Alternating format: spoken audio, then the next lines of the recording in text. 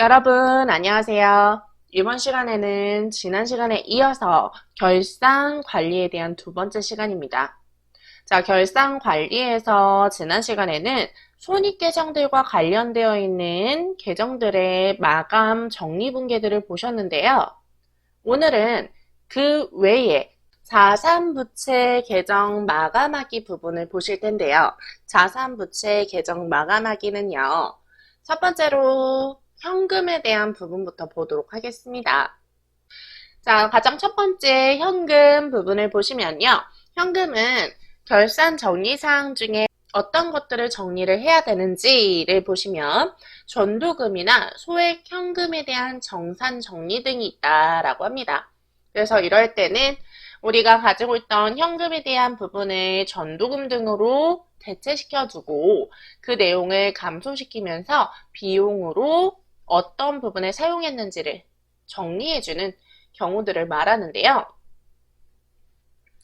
사실 이 현금과 관련되어 있는 전도금, 소액 현금 부분은 요즘은 자주 출제되지는 않습니다. 하지만 다시 출제될 수도 있는 내용들이기 때문에 꼭 기억을 해주시면 좋겠죠. 자, 다음은 장기성 예금에 대한 내용이고요. 자, 장기성 예금이나 외화예금 같은 경우에는 우리가 가지고 있는 장부와 그리고 은행의 이체 조회서 등을 확인해서 서로 맞게 되어 있는지를 확인하는 작업들을 많이 하고 있습니다. 그래서 이러한 내용들 정리를 해주셔야 하고요. 그리고 그 외에도 미수수익 등은 없는지를 계상하고 예금 이자에 대해서 성급 법인세 계상되어 있는지 확인을 하는 작업들도 속해 있습니다. 자, 그 중에서도 외화예금 제가 지난 시간에도 한번 말씀드렸었죠. 정리 수정분계 부분에서 말씀을 드렸던 내용인데요. 외화예금의 환산 부분은요. 우리가 가지고 있는 외화예금에 대해서 그 가치가 결산 시점에서 더 환율이 올라가거나 감소했을 때에 따라서 외화환산 이익, 외화환산 손실 계정을 이용해서 정리를 반드시 해줘야 한다라고 말씀을 드렸습니다. 자, 그래서 지금과 같이 외화환산 손실로 처리되어 있는 경우에는 환율이 떨어졌을 때고요. 그리고 외화예금에 대해서 외화환산 이익으로 되어 있는 경우에는 환율이 올라갔을 때를 나타내는 거겠죠. 자, 이 경우는 외화예금이라는 자산일 때만 해당이 되는 겁니다. 자, 다음은 당자예금이에요. 당자예금은요, 만약 우리가 당자 차월이 있는 경우라면 그 부분을 재분류 해주셔야 하는 건데, 자, 여기서 보시면 당자예금의 마이너스를 재분류한다라고 되어 있죠. 마이너스 통장처럼 사용했던 당자 차월 부분이 있었다면 그 내용에 대해서는 결산 정리가 되었을 때, 결산 시점이 되었을 때 단기 차입금이라는 부채의 증가로 다시 정리를 해주셔야 하는 겁니다. 그래서 지금처럼 당자 예금을 당자 차월까지 쓰셨을 때만 이 정리를 해주시면 되고요. 당자 차월이 없는 경우에는 우리가 가지고 있는 잔액 안에서 사용한 거기 때문에 재분류는 하실 필요가 없겠죠. 다음은 외상매출금 그리고 바드러움에 대한 부분인데요. 자, 외상매출금 부분은요. 외상매출금에 대한 평가 등이 발생할 수 있고요. 그리고 앞에서 우리 손익에 대한 마감 처리에서 보셨던 대손충당금, 대손상각비를 이용한 대손충당금 설정도 어떻게 보면 외상매출금과 관련되어 있는 정리사항이다라고 볼 수 있겠죠. 자, 그리고 바드러움은 일반적인 상거래 외의 어음 부분에 대해서 간혹 일반적인 상거래가 아닌데도 바드러움이라는 계정으로 사용하는 경우가 있어요. 그렇다면 잘못된 기입이기 때문에 반드시 미수금이라는 계정을 이용해서 다시 재분류를 해주실 필요가 있습니다. 자, 그런 내용들이 없다면 해당 부분은 생략해도 되는 내용이겠죠. 자, 다음 다시 한번 나오네요. 대손 충당금이 나옵니다. 대손 충당금은 두 가지. 외상 매출금 받으럼, 즉 매출 채권에 대한 대손 충당금을 설정하는 과정이고요. 자, 이 설정은 우리가 차기에 혹시라도 못 받게 될 것을 대비해서 설정을 한다라고 보시면 되겠습니다. 자, 이때는 항상 대부분의 경우에는 대손 충당금의 현재 잔액보다 설정해야 되는 금액이 더 큰 경우가 많기 때문에 다음과 같은 분계를 사용을 많이 하는데요.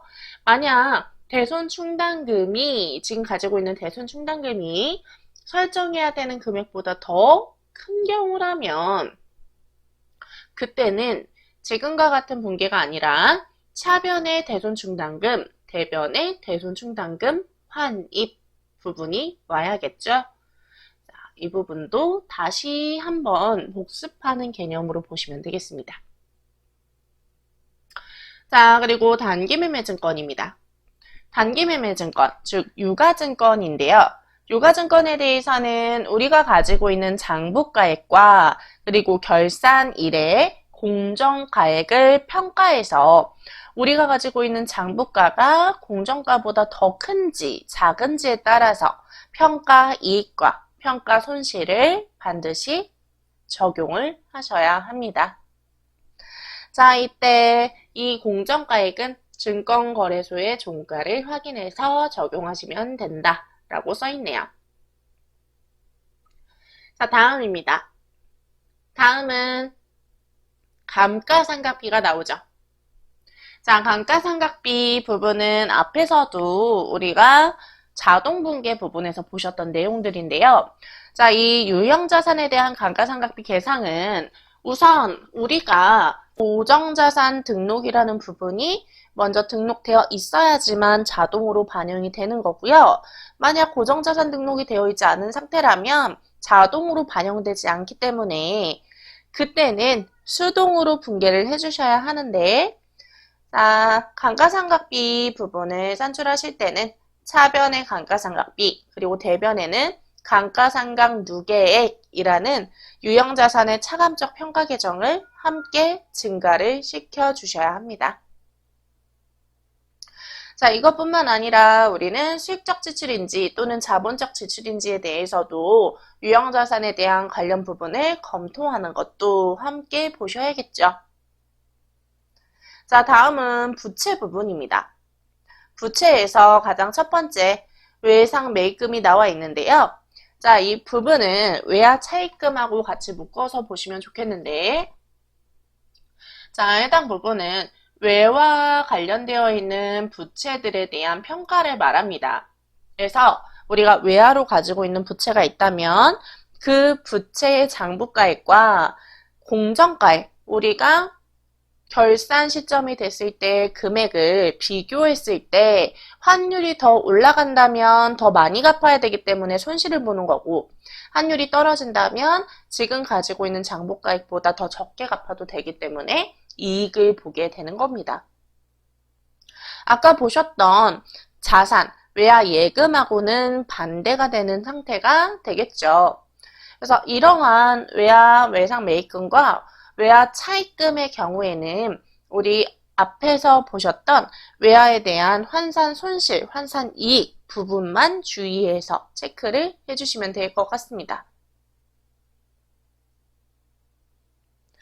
자, 단 우리가 기업의 구매자금의 경우에는 환원을 결제 전에는 매입 채무로 가지고 있지만 만약 환원에 대해서 결제를 했다면 그때는 단기 차입금으로 정리하는 경우도 있으니까 요거는 참고적으로 보시면 될 것 같습니다. 다음 퇴직급여 충당 부채 부분입니다. 퇴직급여 충당 부채는요, 우리가 차기에 퇴직할 사원들이 있을 경우를 대비해서 미리 산정하는 퇴직급여 추계액인데요. 자, 이런 퇴직급여 추계액에 대해서는요, 차변의 퇴직급여라는 비용을 발생시키면서 퇴직급여 충당 부채를 차곡차곡 적립하는 형식으로 반영을 하고 있습니다. 이때 퇴직급여 충당 부채에 대한 정리는 우리가 퇴직금 지급 규정을 어떻게 사용을 하고 있느냐에 따라서 추계액을 산정하는 방법은 조금씩 다르게 되어 있습니다. 자, 다음은 부가가치세에 대한 정리입니다. 자, 부가가치세에 대한 정리는요, 사실 결산 시에만 하는 것이 아니라 분기별로 우리가 1기 예정신고 끝나면 예정신고에 대한 거 정리하시고, 확정신고, 1기 확정 끝나면 확정신고 정리하시고, 2기 예정 정리하시고, 마지막으로 우리 10월부터 12월부터 2기 확정 부분에 대해서 정리를 하는 건데, 이때 이 신고에 대한, 부가가치세에 대한 정리를 납부하는 날짜에 하는 것이 아니라 분기 안에서 정리를 해주셔야 돼요. 그렇다 보니까 2기 확정은 10월부터 12월이기 때문에 12월 31일자로 해당 부가가치세를 정리하셔야 합니다.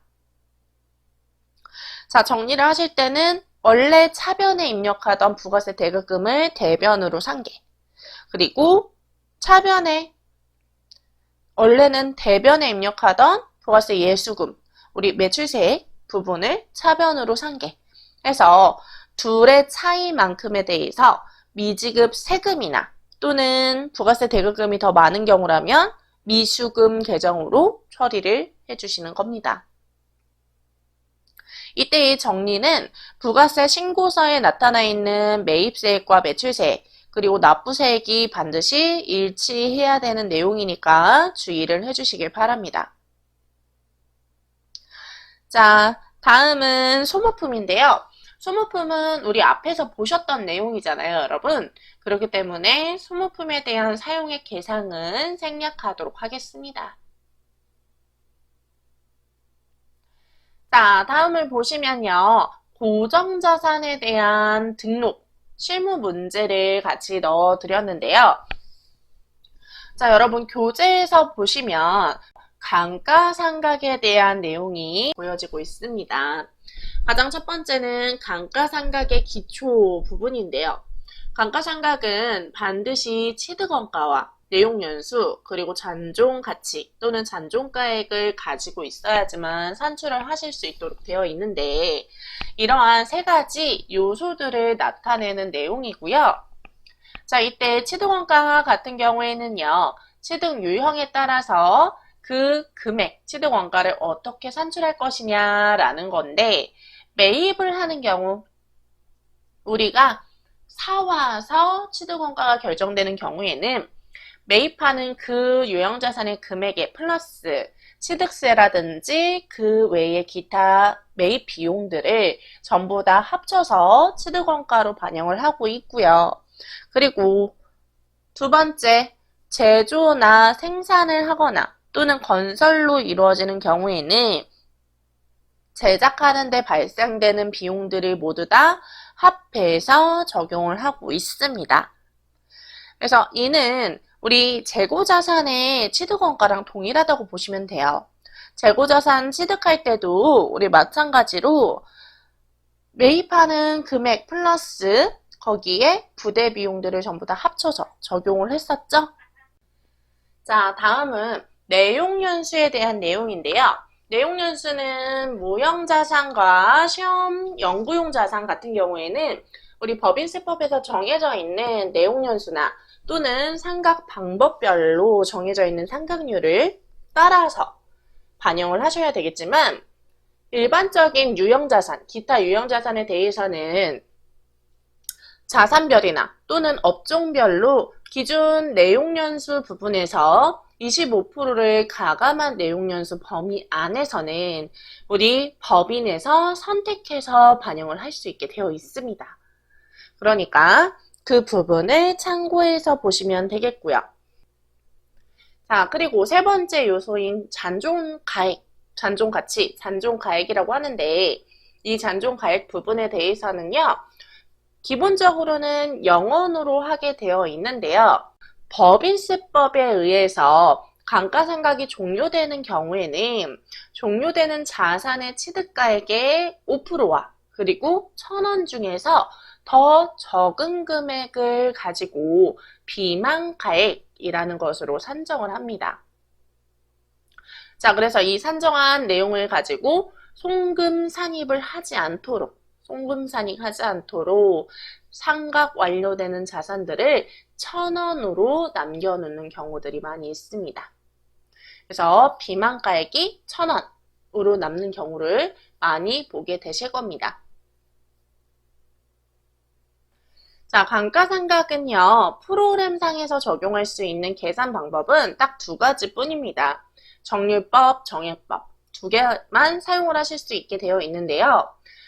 그에 대한 계산식은 모두 알고 계실 것이라고 생각하고 생략하도록 할게요. 자, 그 다음에는 우리 중간, 취득 후에 발생하는 지출들인데요.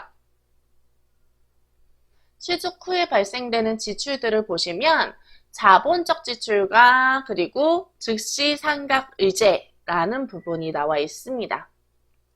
자, 자본적 지출 같은 경우에는요, 유형자산을 취득한 이후에 그에 대해서 그 유형자산의 가치가 증대할 수 있는 비용 등이 발생했을 때 생기는 것들을 바로 자본적 지출이라고 표현을 하고 있습니다. 이러한 자본적 지출들은요, 가치가 증가하기 때문에 그 유형자산 자체의 금액을 증가시켜서 해당 내용 연수 부분이 연장되거나 또는 취득원가가 커지거나 이러한 형식으로 유형자산의 원가 부분에 가산시켜서 반영을 하고 있습니다. 자, 그 외에 수익적 지출이라는 부분은요. 수익적 지출은 현 상태만 유지할 수 있도록 수선을 하는 것을 바랍니다. 그래서 현 상태까지만 유지. 그래서 이에 대한 가치가 증가한다거나 이러한 부분들은 없어요. 뭐 건물로 따지자면 페인트 칠을 다시 한다거나 유리창이 깨진 유리창을 교체한다거나 이러한 것들이 바로 수익적 지출에 해당되는 내용입니다. 이러한 수익적 지출은요, 수선비라는 비용으로 바로 처리하도록 되어 있죠. 자, 이제 우리 감가상각에 대한 3요소, 그리고 감가상각 계산 방법에 대해서도 추가적으로 보셨으니까 실무 문제를 보고 한번 프로그램에 입력을 해보실 거예요. 자, 실무 문제 부분을 프로그램에 반영을 해보실 텐데, 그럼 먼저 프로그램을 한번 실행을 해보도록 할게요. 자, 프로그램 실행해 주시고요. 여기에서 우리 고정자산 등록을 들어가 보도록 하겠습니다. 자, 고정자산 등록은요, 위에서 두 번째, 아래 부분에 나와 있습니다. 아래에서 두 번째. 자, 고정자산 등록은요, 바로 이 부분, 여기에서 클릭을 해주시면 되겠습니다. 자, 이렇게 고정자산 등록 창이 활성화되면요, 우리 한번 실무 문제에 있는 내용들을 등록을 해보실 텐데요. 등록을 하실 때는 가장 먼저 자산, 계정 과목 부분을 먼저 선택을 해주셔야 하고요. 이렇게 선택을 해주시면 왼쪽에 우리 좌측에 있는 자산 코드 부분이 이렇게 활성화되는 걸 보실 수 있을 겁니다. 그럼 여기에 코드 부분을 넣어주시는 거고요. 그리고 품명 부분에 우리 본사 건물이라고 품명에 적혀 있는 내용 넣어주시고 취득 연월일 꼭 반드시 이렇게 8자리로 넣어주시면 됩니다. 그리고 취득가액, 감가상각 누계액 부분이 나오는데요. 이때의 취득가액은 단기에 취득한 것이 아니라면 단기가 몇 개입니까? 12기, 2020년이죠? 그럼 2020년이 아닌 것들은요. 모두 다 1번 기초가액에 넣어주시면 되는 거예요. 자, 그래서 기초가액에 금액을 넣어주시고 그리고 전기말 상각 누계 부분에 이렇게 금액을 넣어주시면 되고요. 자, 그 다음에 상각 방법은 앞에서 상각 방법을 선택을 해주시는 거고요. 지금 우린 정액법 맞으니까 정액법 그대로 두시면 되고, 내용연수 부분은 바로 여기 조그만 11번의 조그만 부분에서 20년 이렇게 넣어주시면 되겠습니다. 업종 코드 같은 경우에는 여기 20번 부분에서 입력을 해주시면 되고요. 그리고 경비 구분은 반드시 꼭 선택을 하고 가셔야 합니다. 지금은 800번대 판매비와 관리비로 들어가는 건물이겠죠. 본사 건물이기 때문에 여러분 판관비로 들어가는 겁니다. 자, 그 다음에 대한 부분도 마찬가지예요. 기계장치로 선택을 먼저 하시고 그 다음에 코드 넣어주시고 프레스 이렇게 넣어주시면 기본적으로 정해져 있는 삼각 방법을 사용해야 되는 계정 과목이라면 삼각 방법이 자동으로 고정되어서 나와져요. 그러니까 그런 경우에는 수정하지 마시고요. 지금 이제 맞는지만 확인을 해주시고 다음 15년도에 취득했으니까 이번에도 3천만 원 그냥 기초가액에 넣으시고 그리고 1,100만 원을 감가상각 누계액 부분에 넣어주시면 되겠죠. 자, 이때 이 부분 전기말 상각 누계액이라는 이 부분은요. 감가상각 누계액을 넣어주는 란이에요. 1,100만 원을 전기말 상각 누계액에 넣어주시면 되겠죠. 자, 전기말 상각 누계액은 이 전까지 지금 우리가 입력하기 전까지 즉 2019년까지 쌓아져 왔던 감가상각 누계액을 뜻하는 겁니다. 그래서 우리는 2020년부터는 지금 1,900만 원에서 남아있는 만큼에 대해서 우리 감가상각 진행할 예정이야 라는 걸 보여주는 거예요. 자, 그럼 그 다음에는 또 내용연수 넣어주시고요. 그리고 이번에 경비고 부분 먼저 보면은 자, 기계장치는요. 생산에서 사용을 한다고 합니다. 그래서 500번대 제조 부분을 보시고 13번 제조업으로 맞춰주시면 되겠습니다. 자, 그 외에 우리 계정 과목들도 쭉 입력을 해보도록 할게요.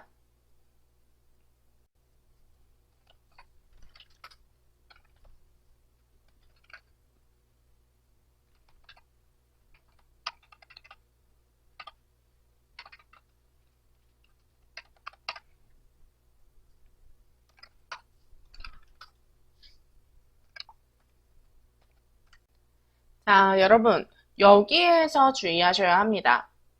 여기에서 보시면요. 지금 올해에 취득한 승용차예요. 올해 취득한 승용차 같은 경우에는 기초가액과 정기말 상각 누계액을 넣지 않습니다. 자, 이러한 경우에는요. 4번 단기 중 취득, 단기 증가 부분에다가 우리 취득가액 2,200만 원 넣어주시는 거예요. 올해부터 시작하는 거기 때문에 감가상각 누계액 당연히 없고요.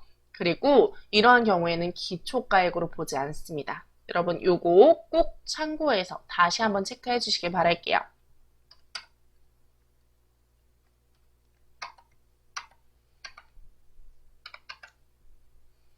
자, 이렇게 기입을 해주시면 됩니다.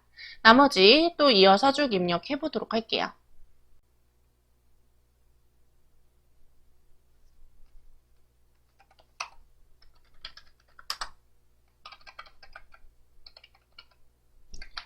자, 비품도 단기 취득으로 넣어주셔야 하고요. 자, 내용연수 1번. 자, 이때 업종은요, 여러분 13번으로 바꿔서 넣어주시길 바랄게요. 13번으로 넣어주세요.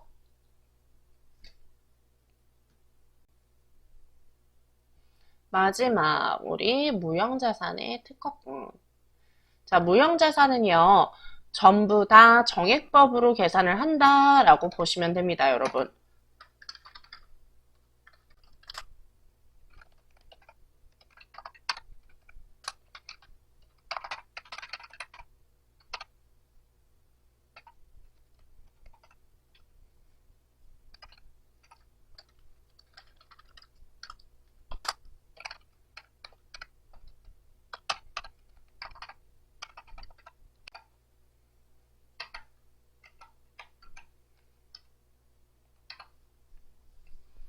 자, 이렇게 전체 다 넣었고요. 우리 전체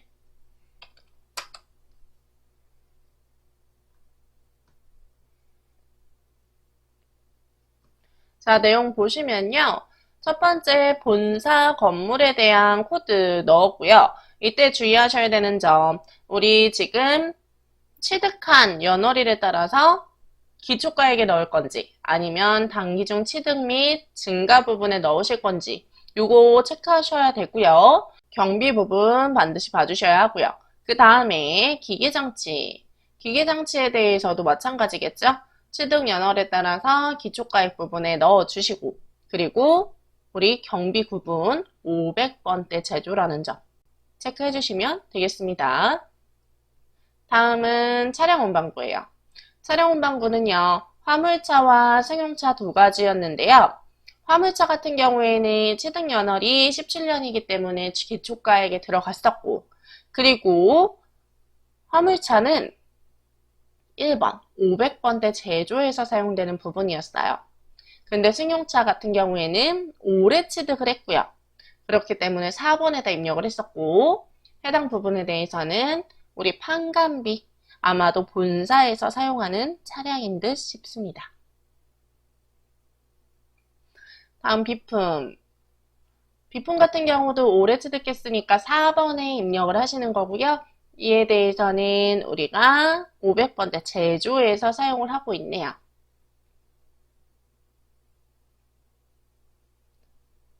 자, 비품에서 하나 더 말씀드리자면 13번 제조업으로 업종 바꿔서 넣으시는 거 요것만 체크를 다시 한번 해주세요. 자, 마지막은 특허건이었습니다. 자, 특허건 A 같은 경우에는 18년도에 우리가 취득한 거였기 때문에 이렇게 넣어주시고 500번대에서 사용하겠다라고 적용해 주시고 B는 올해 취득했습니다. 올해 취득했기 때문에 4번에 입력하신 후에 경비 구분은 800번대로 넣어주시면 되겠습니다. 자, 이렇게 모든 고정자산 등록을 진행을 해봤고요. 고정자산 등록을 진행한 이유는 우리가 결산을 처리할 때 결산 자료 입력에서 감가상각비를 자동으로 반영시키기 위함이에요. 그러니까 결산의 준비를 시작했다라고 보시면 되겠습니다. 그래서 다음 시간에는요. 이런 자료들을 가지고 우리가 결산에 반영했을 때 어떻게 처리를 해야 하는지를 같이 한번 알아보도록 할 겁니다. 고정자산 등록할 때 주의할 점 두 가지. 경비 구분 반드시 정확하게 넣어주시는 거. 그리고 취득 연월일에 따라서 단기라면 4번 단기 중 취득 및 단기 증가 부분에 넣어줘야 된다는 점. 요것만 기억을 꼭 해주시길 바랄게요. 자, 오늘은 여기까지 하도록 하고요. 다음 시간에 뵙도록 하겠습니다. 여러분 고생 많으셨고요. 다음 시간에 뵙겠습니다. 감사합니다.